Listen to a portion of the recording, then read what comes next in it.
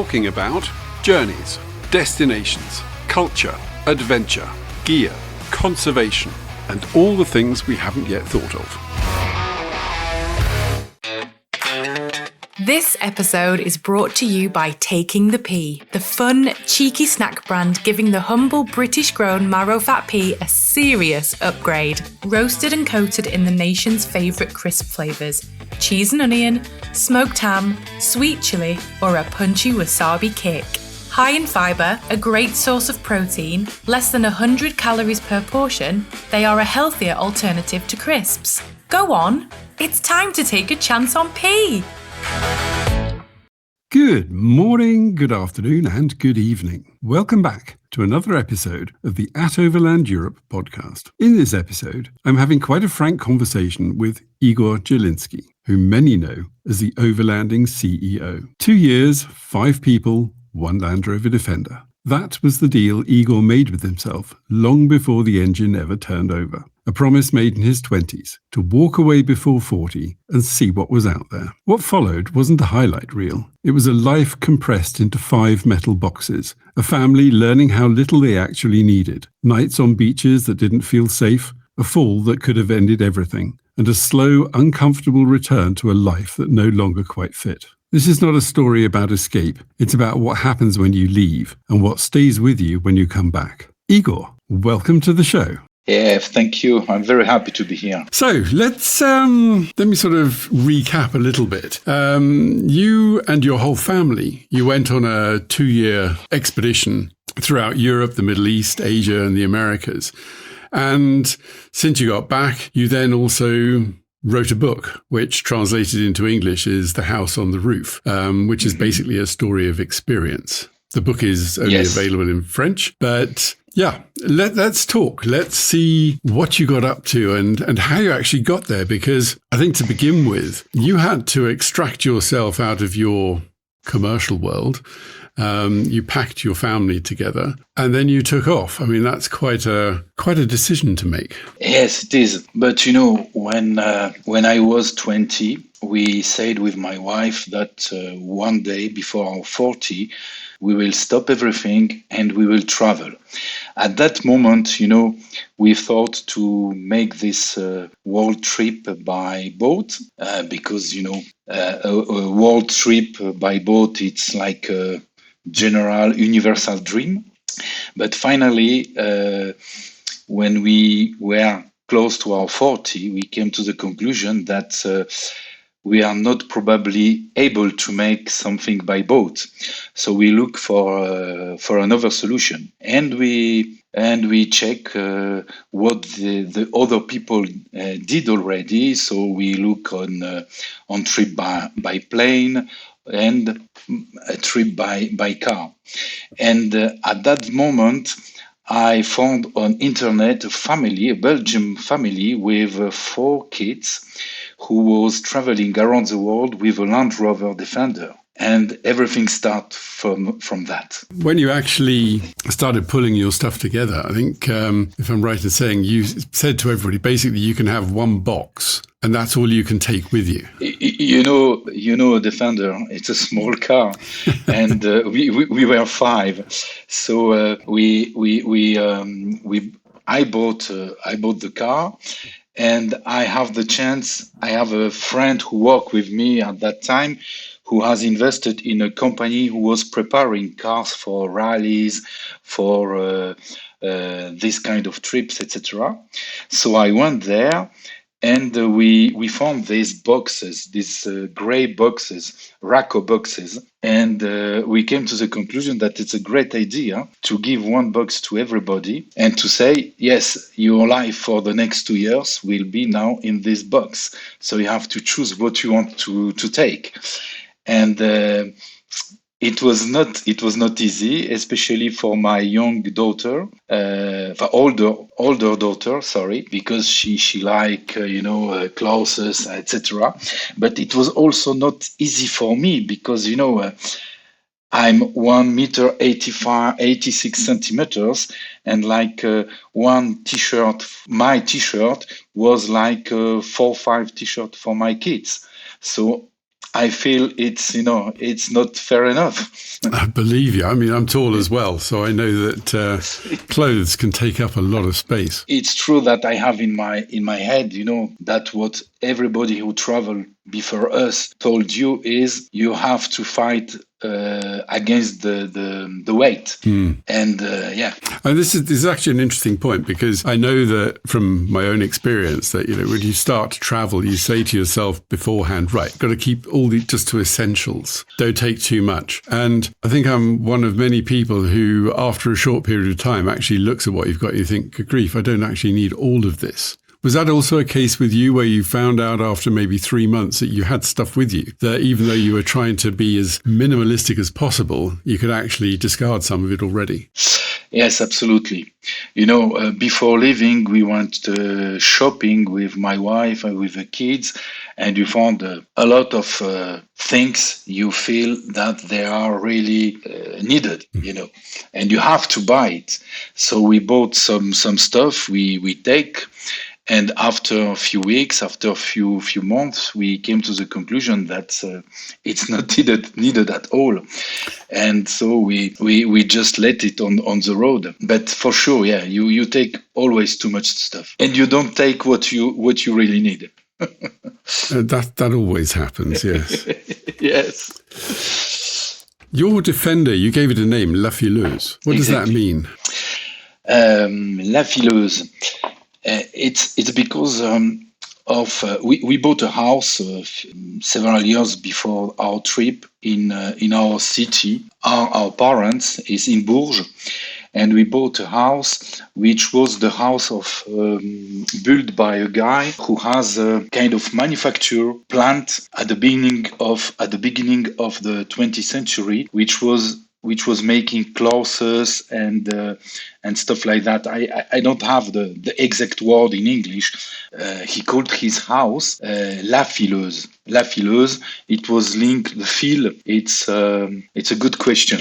I don't know the word in English, but with the stuff with your clothes are done. The cloth. You see? The thread. Yeah, exactly. And he gave this name to his house and the house we bought then. And we came to the conclusion that that could be a good name also for our car. So instead of calling it, the house is Les Fileuses and plural, we call it La Fileuse because it's just one car and because it has to become our new home finally for 2 years. Yeah, I mean, it really was your home because you basically survived in the vehicle and with a couple of rooftop tents. If you were to look at the experience you had, I mean, the Land Rover Defender has been in various guises, starting with the Series 1, sort of not the ultimate, but a very popular form of transport for overlanding, for expeditions, etc. But 5 people in there, I mean, that's tight. If you had a choice, would you do that again or would you consider something different? I mean, you've also had some van life experience, or at least camper van experience. Yes, exactly. I will start this way. Why I chose a Land Rover Defender? It's because I wanted a car which is new, brand new, but without electronic. So the choice is not too big because I'm not a mechanic. That's the first thing. After, I also was thinking that a Land Rover Defender looks much better on pictures than the other cars. So that was another point of view. And finally, you spoke about a different model of Defender and series before, and when I was young, I loved to watch a movie with John Wayne. I don't remember now the name of this movie. It was in Africa.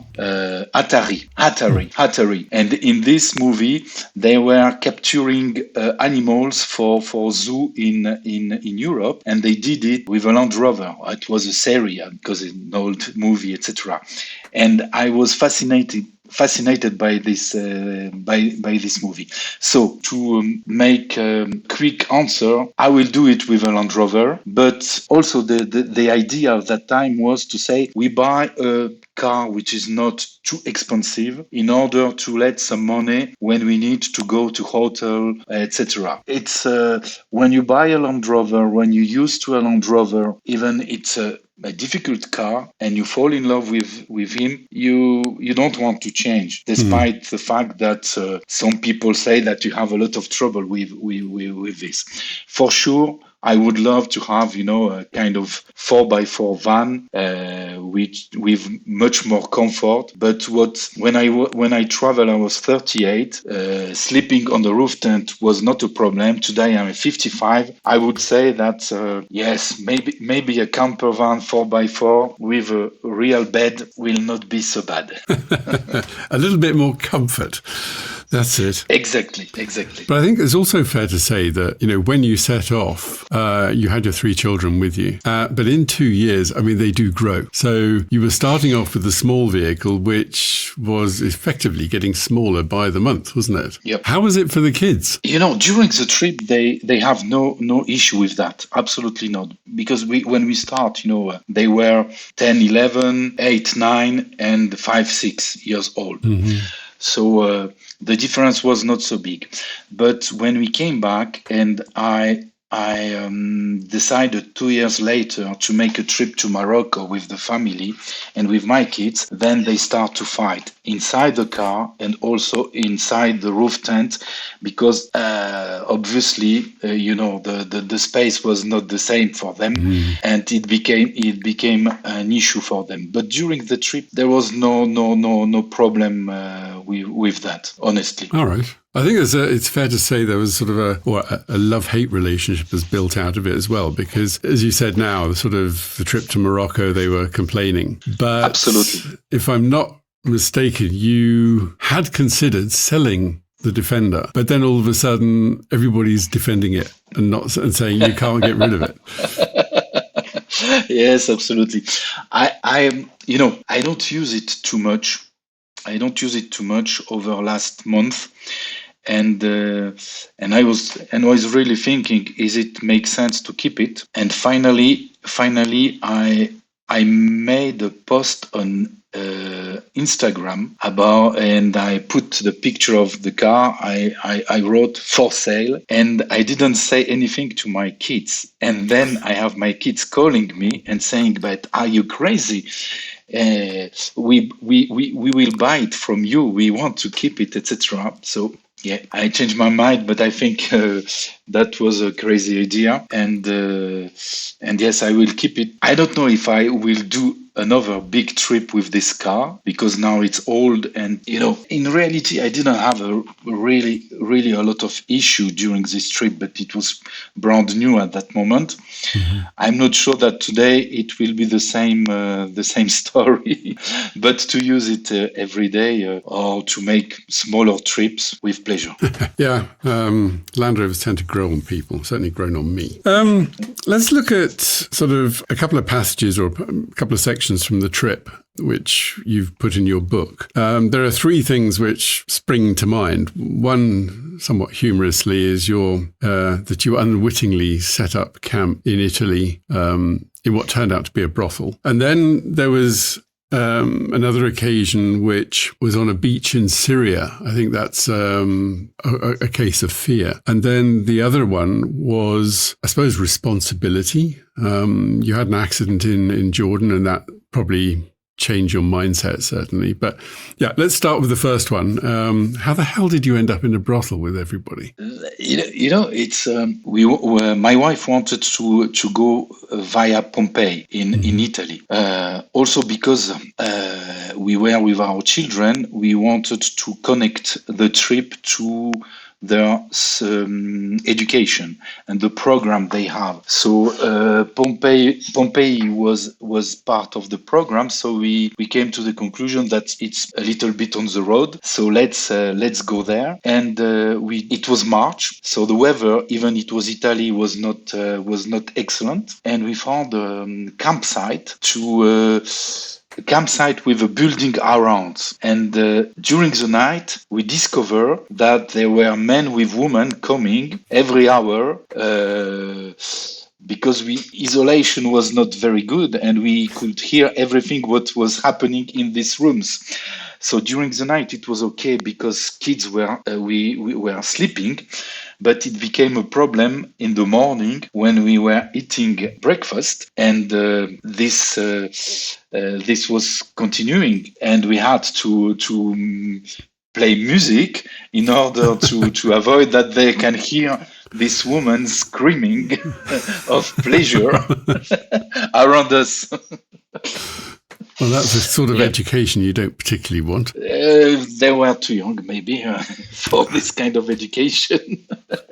But actually, that was surprising. I bet. I tell you what, you've just touched on something there, which is going to take us off at a slight tangent, and that is education. You are now effectively homeschooling, exactly. Which that takes a lot of discipline, I think, doesn't it? Not only for the parents, but also for the kids. Yes and not. I would answer this way. Before we left, my wife connected with a woman who has 4 kids, and for personal reasons, she was preferring to make education at home than to send children to school. And they were discussing together, and she explained that finally at school you lose a lot of time with discipline, with breaks, with etc. And finally she could manage the program of her kids by making 2 hours school per day. And finally, that's what we did. Honestly, there was no weekend, and as they were all the time on holidays, there was no special holidays for them. But it could happen that some days, for many reasons, we could not make school.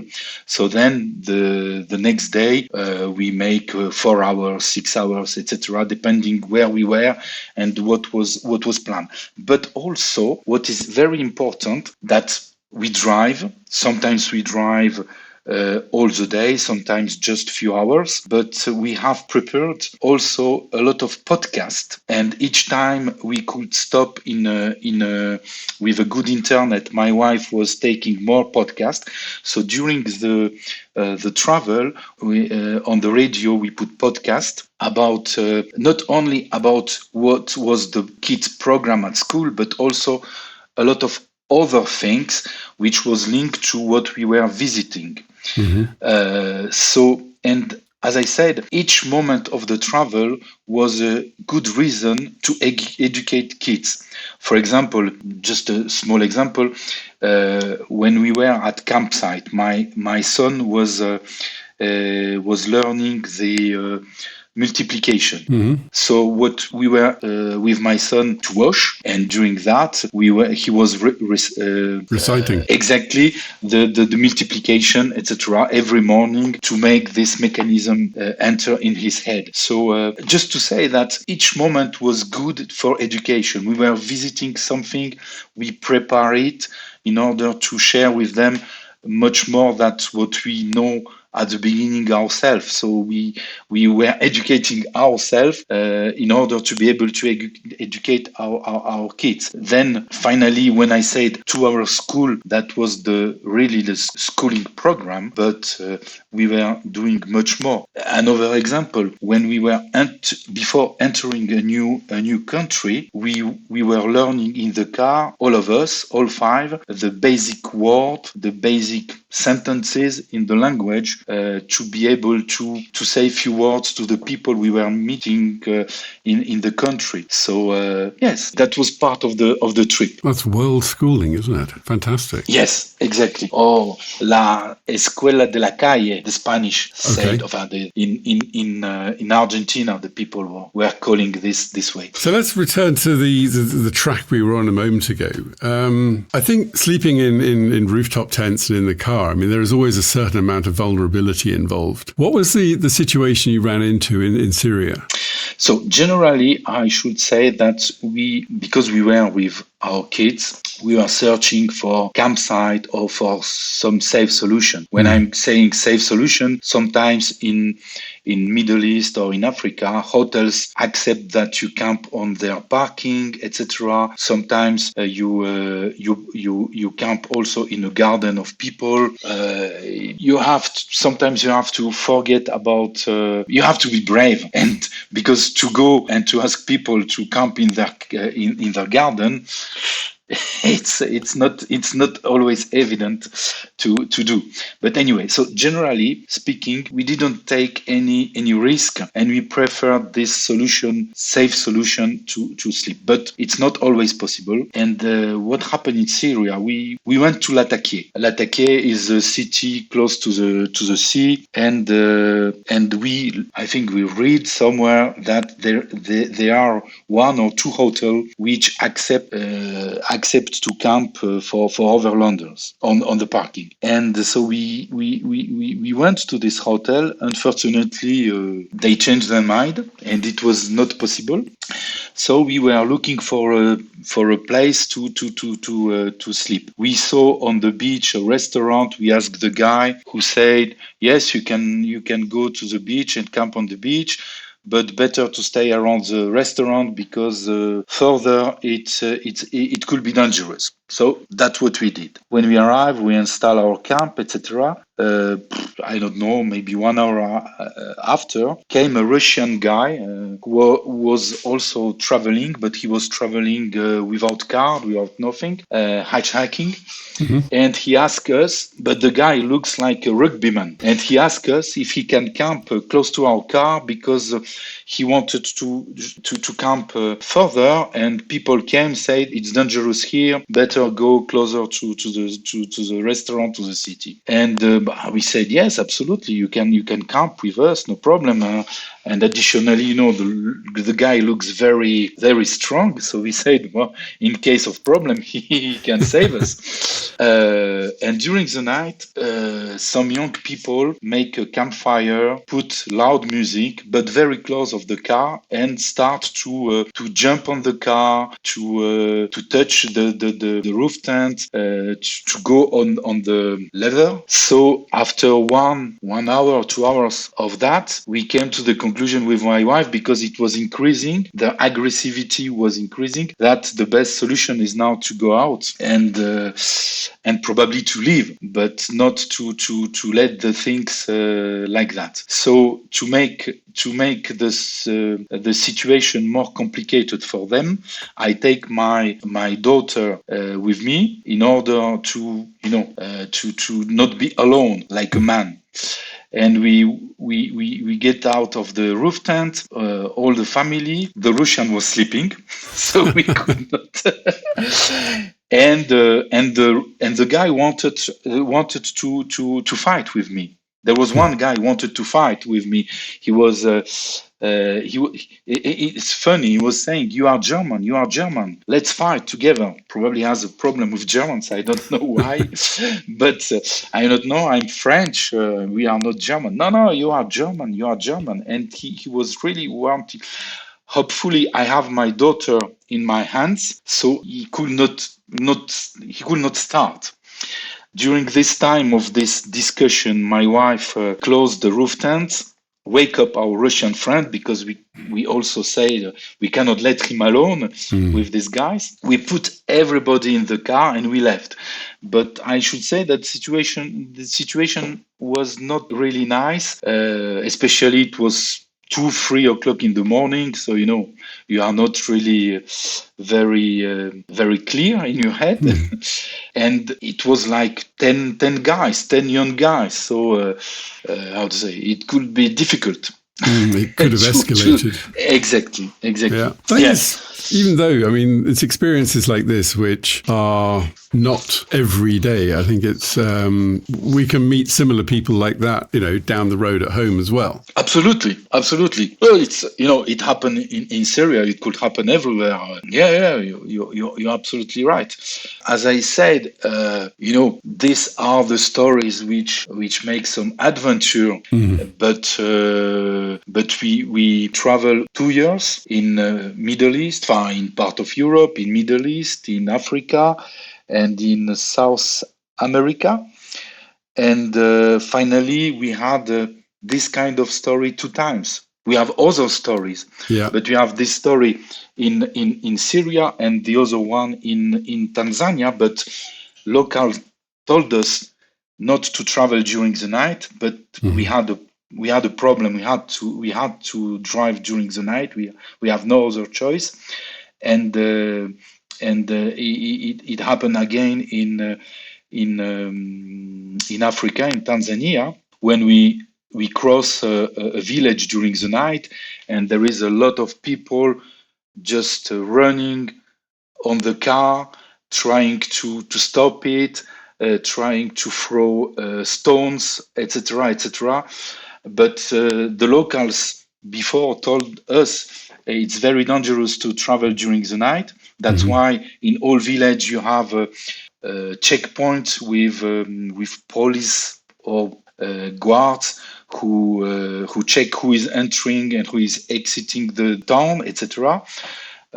So we know that it could be dangerous, but we had a mechanical problem, and we tried to reach Dodoma to solve it, and and we made a mistake. But as you said, it could happen everywhere. But yeah. And as and to finish this chapter, I just say, finally nothing happened, nothing bad happened. It was an adventure, nothing. And I'm saying that except, but that was an accident. So it's another story. What we will talk after. What really happened finally to us is in Brazil. We had a great sticker, Ruta 40. It's the road in Patagonia which go up to through Patagonia and the rest of Argentina. On the left side, you have La Cordillera de los Andes, and etc.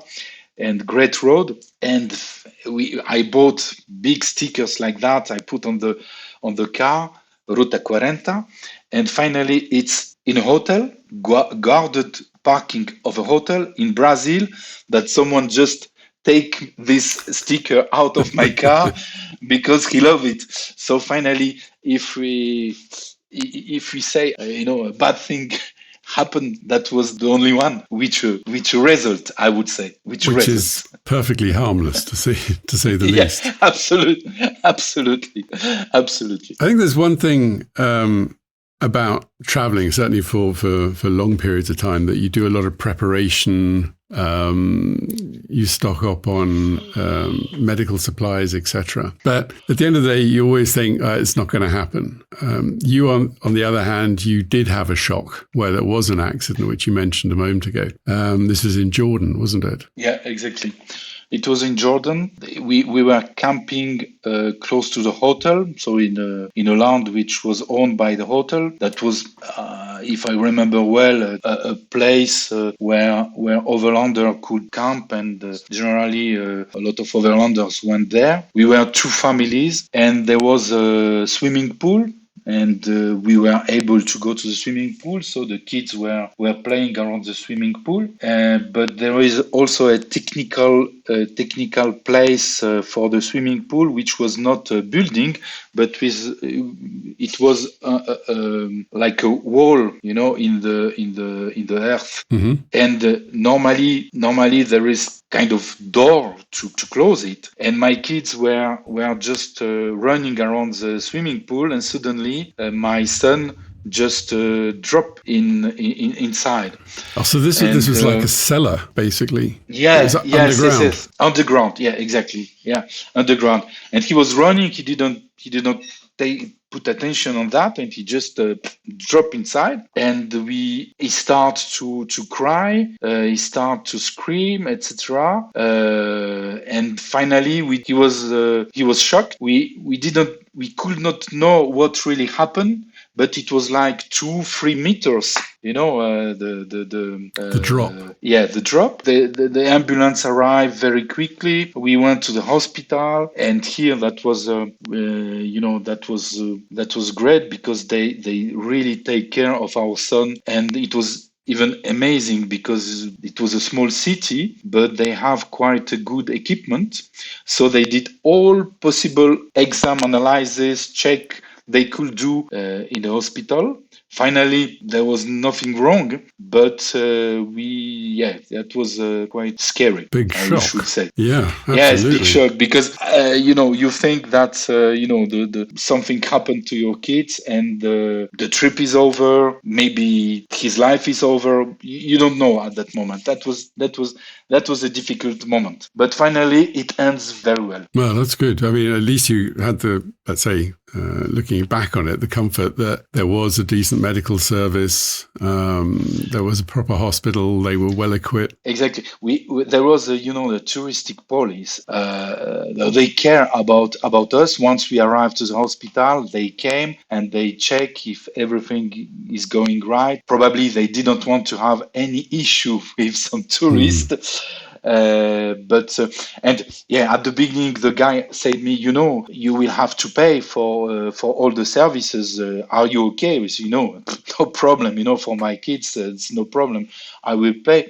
And when everything happened, I went to this police officer. I said, okay, so where should I pay, should I pay, and how much? And he said, no, you have to pay nothing. It will be paid by us. No problem, forget it. So really, that's amazing. Yeah, absolutely. So as I said, finally it ends quite well. But on the moment when I hear, I was walking on the car, and I just hear my wife screaming because suddenly our son disappeared.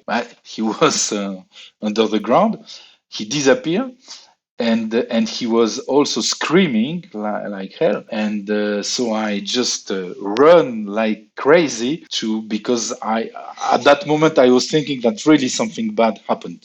Very scary. As you said before, this kind of story could happen everywhere. It was not kids who are playing and someone just forget to close something or to do secure all the environment, all the area. That's bad luck. Shit happens. Bad luck. Yeah, exactly. I think the thing there is that it doesn't matter how well prepared you are, surprises will always be there. But this one was, let's say, it was a shock, but it ended well. So all's good. Absolutely. When you're traveling with young children, I think they generally tend to be quite open-minded. How did you get on with the simple things like food? Were you eating out a lot? Were you cooking for yourselves? How did you solve that? We cook a lot. Mm-hmm. We eat outside also. What is true is that you don't always have a very large choice, I should say. Mm-hmm. In tuna, tomatoes, cucumber, la vache qui rit, this French cheese, la vache qui rit. Okay, yes. So the cow who is smiling. That's generally what you could find everywhere. Okay. But it was, I should say that, for example, in Iran, we ate a lot, or we were also invited a lot, and we personally love the Iranian cuisine, kitchen, so in gastronomy, and that was a great experience. There was some places where it was more difficult in middle of nowhere in Africa. But we have a fridge. We had some food stock. There was one box for the food stock, and it was depending. When you were in a city, you ate outside or you cook, and you have the possibility to find a supermarket. Mm-hmm. But once you were traveling really off-road or overland for a long period, then as I said, it was very limited. Cucumber, tomatoes, bananas, vache qui rit. Yeah. And also should say, as we don't drink alcohol, also Coca-Cola sometimes to clean to clean inside before shit happen.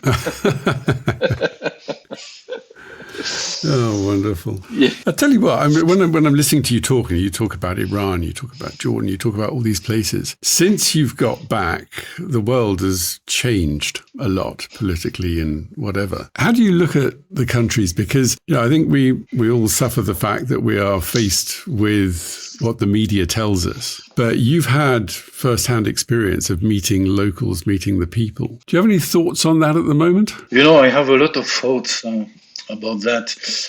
First of all, I would say what you learn traveling is that in the country where the power is more strong, should say, you have a quite big difference between what is the geopolitical view of a country and the relationship you can have with the people. Mm-hmm. And this generally is there is a big gap. Obviously, I should say that the people who hate you as a guy coming from Western Europe, they probably didn't come to speak to you. Mm. So you have generally the kind people coming to you. That's, I would say, the basis. But for example, I was the best friend of my parents was Iranian, who left Iran with the revolution. So I know Iran, I know Iran gastronomy, etc. because I spend a lot of time with these people. But even they were saying me that I will be amazed by Iranian people. I didn't realize before going to Iran how these people are welcome. And it's even very surprising the first days because you have your European point of view, your media point of view. So when you were walking on the street, people just start to walk with you and start to talk to you. And after they ask you question, what was also very surprising, they ask you very personal question very, very quickly. Mm-hmm. So the second, the third question was, what is your salary? And at the end, after 10, 15 minutes of work together and asking you question, they were saying you, okay, let's come to my house for a dinner, for a lunch. Some of them even propose you to sleep at their house, etc. That was surprising. So I should say that after the first day, we came to our campsite with my wife and we were asking ourselves, is these people are really so kind, or maybe they are just checking who we are, what we are doing here, but they are working for the government, for the state, etc. We were not used to this, but finally after a few days and it was happening and we went to these people's houses, we meet them, we sleep on some houses, etc. And I was remembering what told me this friend in France. I said, these people are really, really kind. In the same time, I should say that we went to Qom. Qom is a religious town, and there the contact were not so easy. It was not the same. But coming back more generally to your question, the conclusion at the end is that as you said before, you can meet bad and good people everywhere.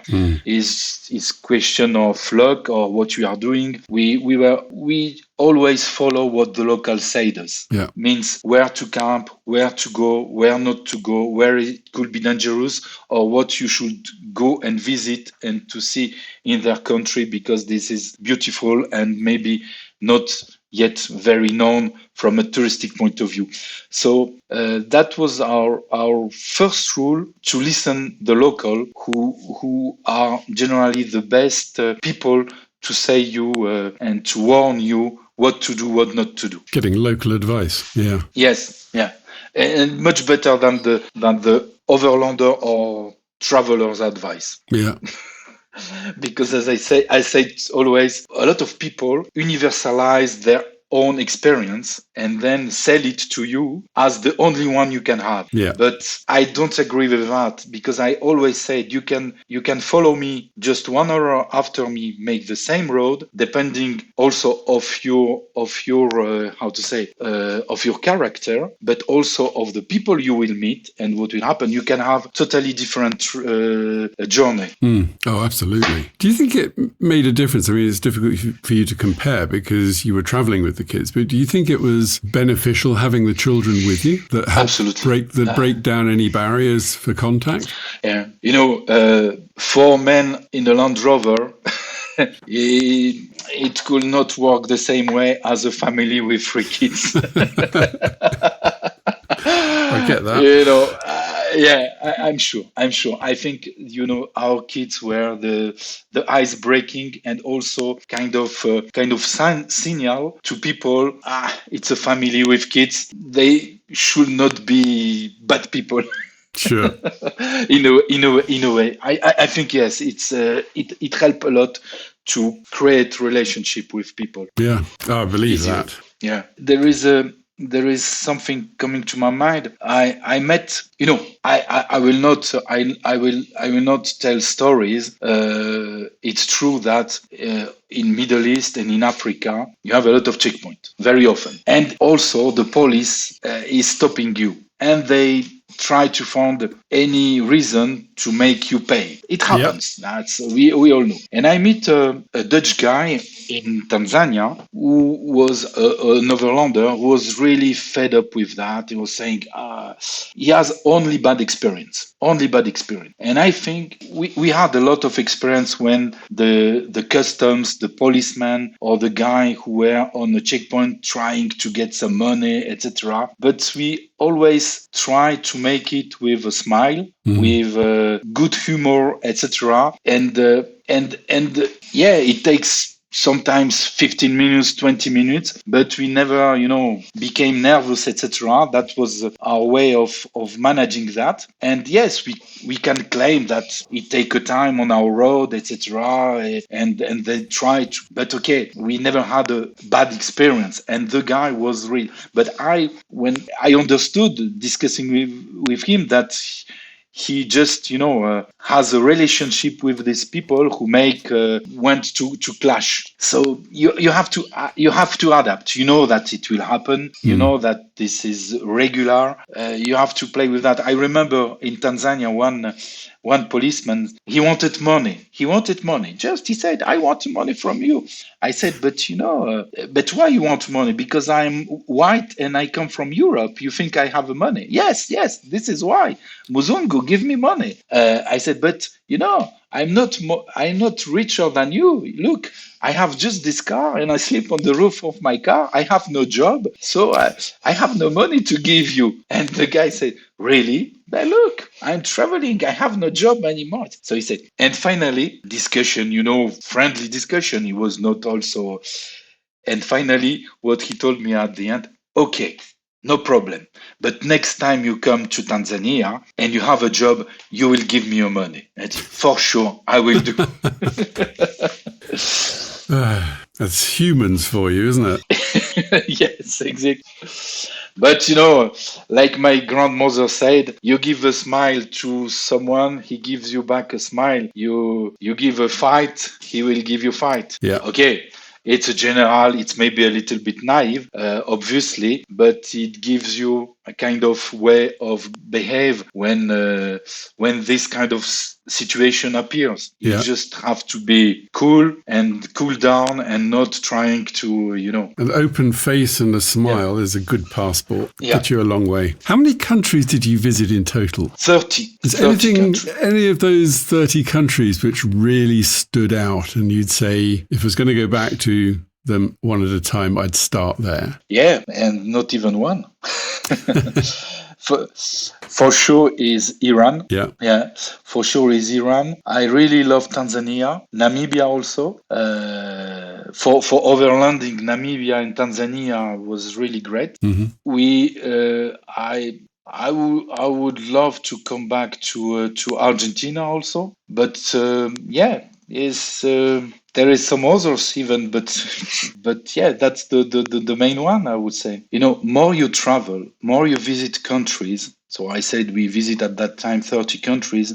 I think that in total I visited 76 countries in my life. Mm-hmm. But the impression we had with my wife is more you travel, more you visit countries, and more you are conscious that there is even each time much more to see, that you see only a very small part. Yeah. More you see, and more you have this conscience in your head that you visit just a small part of the world. As you say, it's an education as well. You're learning a lot, you're seeing a lot, meeting new people all the time. So how was it for all of you when the trip came to an end and you were coming home again? Was that, let's say, challenging? I mean, you had the challenge of squeezing yourselves into the car to leave, to have a mindset to leave home, to go to somewhere new. But now you're coming away from having seen so much and so much variety. What was it like coming home for you? What we miss a lot with my wife and also with kids is that when you travel, each day is a new day. Mm-hmm. Each hour is a new hour. Or and every day you visit a new place. Every day you meet new people. Every day you discover. Every day you learn something new, etc. When you go back to a normal routine, finally, this is the end of all of that. You see every day the same environment. You meet generally same people, more or less, and this is something which really we missed from the travel. It's this capacity to discover new things, discover new environment, new people, etc. This is a big difference. Absolutely, this is a really big difference. Then I would say it was quite easy for my kids because they wanted to come back. They wanted to come back after 2 years. They said, "Okay, that was great. That was fun. We really love it. We really enjoy it. But now we want to go back to school. We want to review. We want to see again our friends. We want to see our family, etc." So, and as I wrote in the book, the idea was very clear. If one of us wanted to go back, everybody went back. So the kids say they would like after 2 years to go back. With my wife, we wanted, to from Chile go to Asia and take 1 more year to get back to Europe because we made Africa, Middle East, part of Europe, and America. So we really missed the Asia, but the kids said no, finished, we go home. So so for them it was easy because that's what they wanted. I think for me it was the most difficult.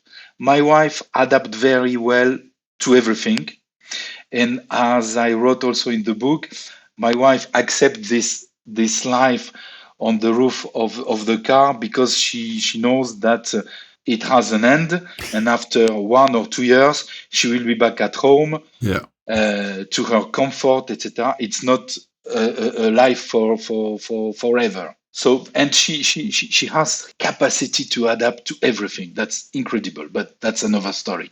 For me, it was difficult for let's say nearly 2 years. Nearly 2 years. I went back. I get back to my job, and each time I pass through close to my Land Rover, I wanted to leave.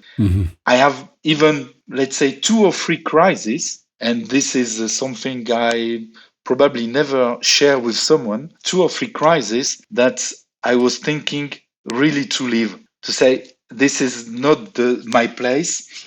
I pack my car and I leave alone. But you don't leave your wife with 3 kids like that.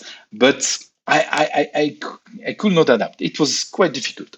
And I work 1 year and I resign. And I worked for 1 year on a project to buy a company who was in France, who was building the overlanding cars. The people wanted to go on retirement. They wanted to sell their business, and we negotiated during 1 year. So that helped me to to readapt this project.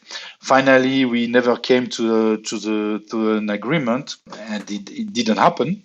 But yes, that's maybe also what helped me during 1 year to work on this project, because I have an impression that it could be a continuation of this travel.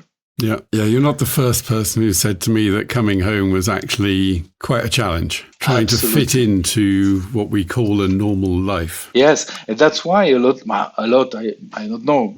I don't have a statistic, but what I saw, what I see, what I heard, there is a lot of people who change their job. They start something new, etc.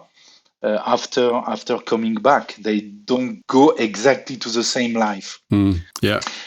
And what is also difficult, because I could not acquire this company. So after 1 year not working, I had to find a job, and I start to meet some headhunters, and I was very proud of my trip. You see, I was very proud. I put on my CV this trip because I was thinking that really it's a value added to all my professional story, all my career, etc. But the beginning was quite difficult. I met probably the wrong headhunters who just tell me, you are unstable. What is my warranty me that I propose you for a job, and after 1 year, several months, 2 years, you decide to leave again and to travel.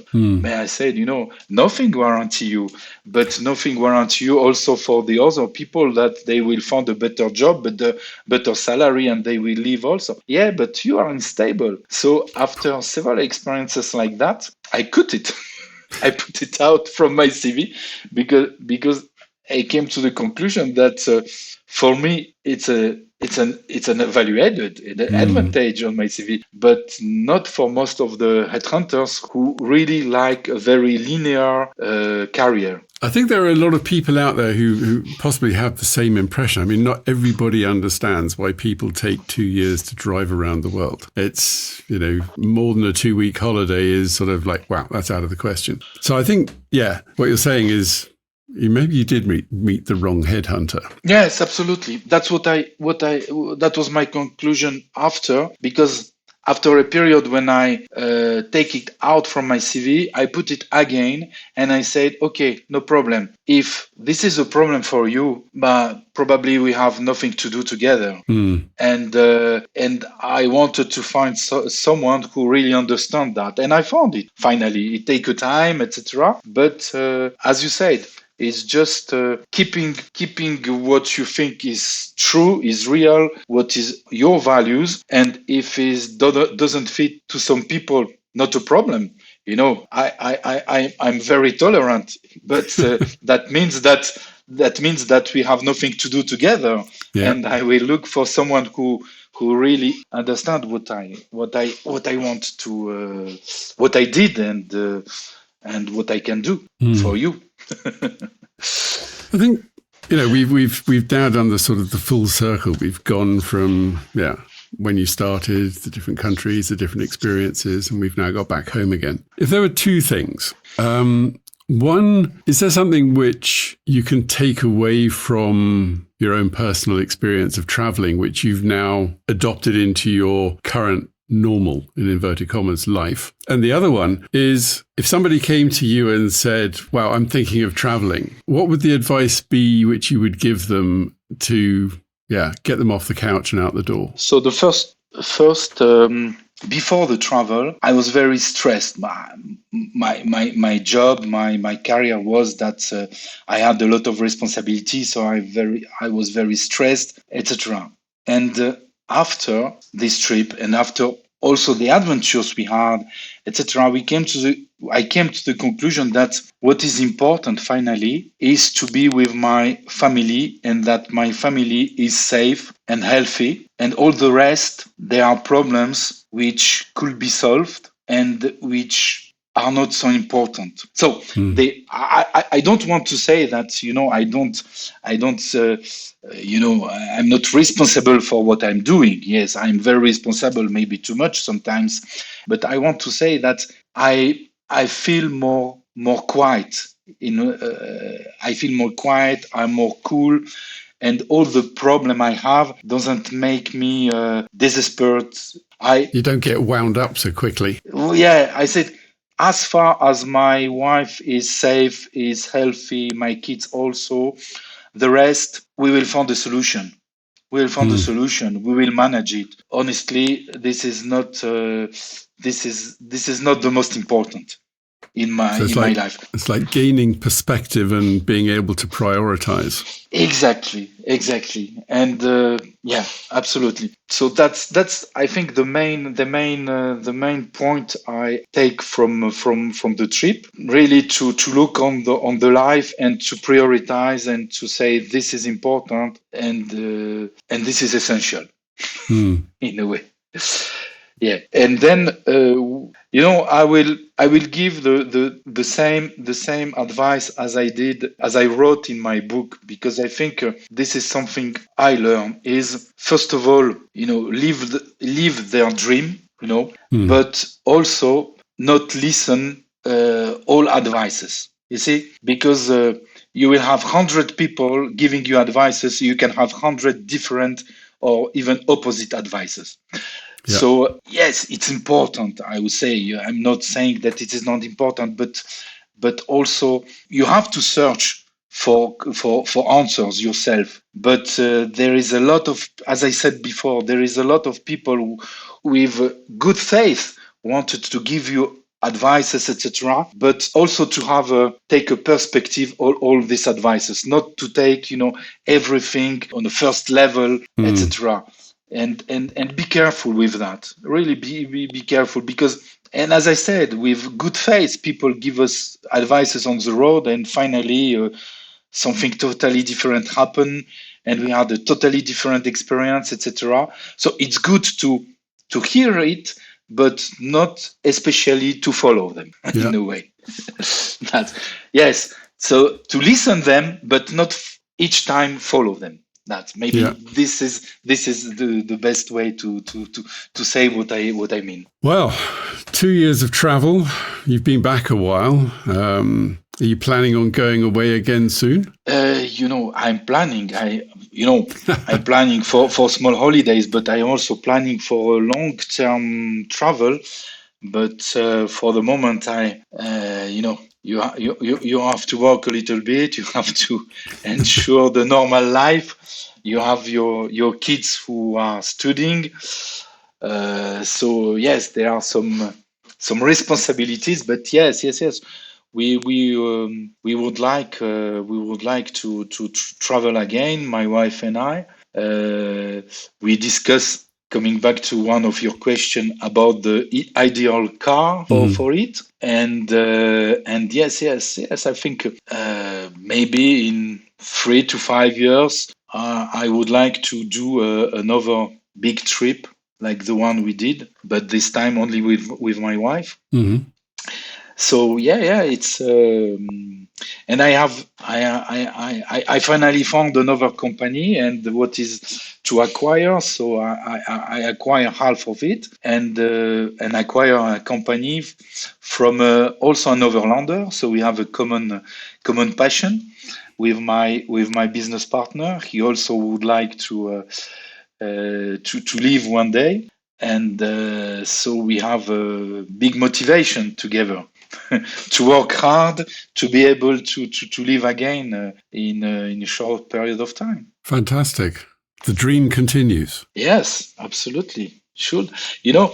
There is, I start to speak about a Belgian family who left on Land Rover with 4 kids. You remember? And I follow their trip, and this is why one of the reasons also why I choose the Land Rover, because they were living with a Land Rover, and it was like 4 or 5 years after their trip with their Land Rover, they did also a 2 year trip, but by boat.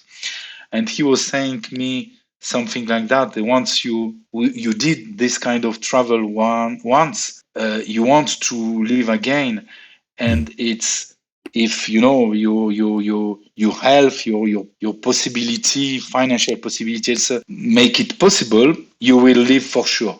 You will live for sure a second time. Something to look forward to. Yeah.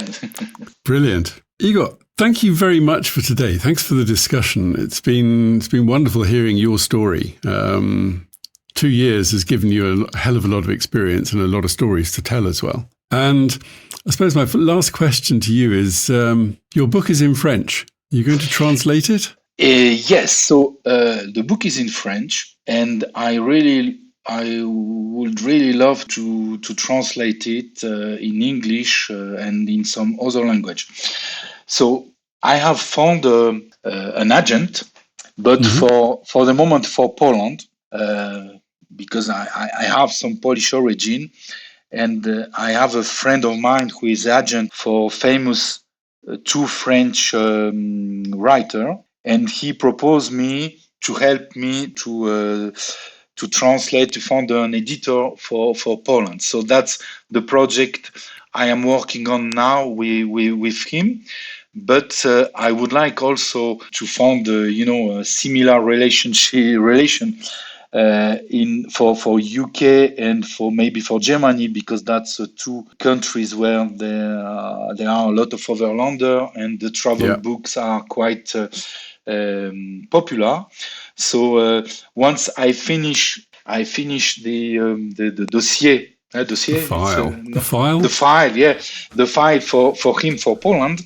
Then I can copy it for German market and for English market, and try to find someone who will be interested to buy the rights of my French editor, which are really not very expensive. I'm not a famous author yet. Not yet. And then try to find someone who could be interested. I would love it.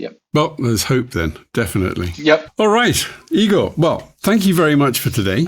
It's been lovely talking to you. And thank you. I look forward to seeing how your next trips develop. We will see. Yeah.